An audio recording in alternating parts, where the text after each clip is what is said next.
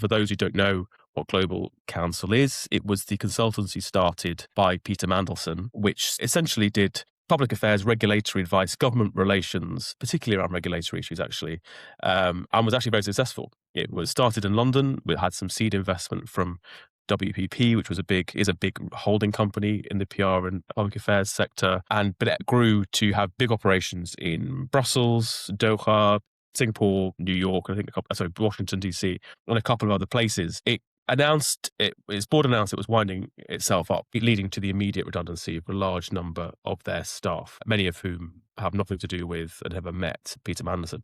Mandelson actually was divested came out of executive control quite some time ago before his appointment to the DC job, and the company had already had a process of buying out his share.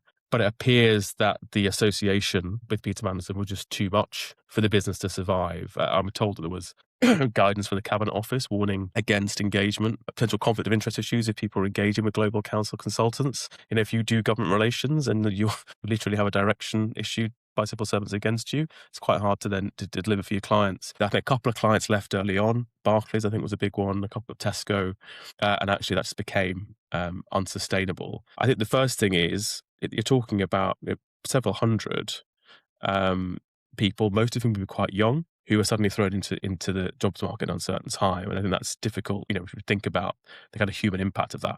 Someone working on energy policy in Brussels and dealing with the Commission could not be further away from the world that this has led to the company's demise. I think there have been good moves by many in the communications industry to offer support and potential roles. It's a sad irony of the situation that last year was Global Counsel's best and most profitable ever. So this is a business that was doing well. I understand there are a couple of major industry operators looking to take some parts of the business out of administration. But I can understand why clients, most of the big household names working with GC, decided that it was too much of a reputational risk for them to continue working with them.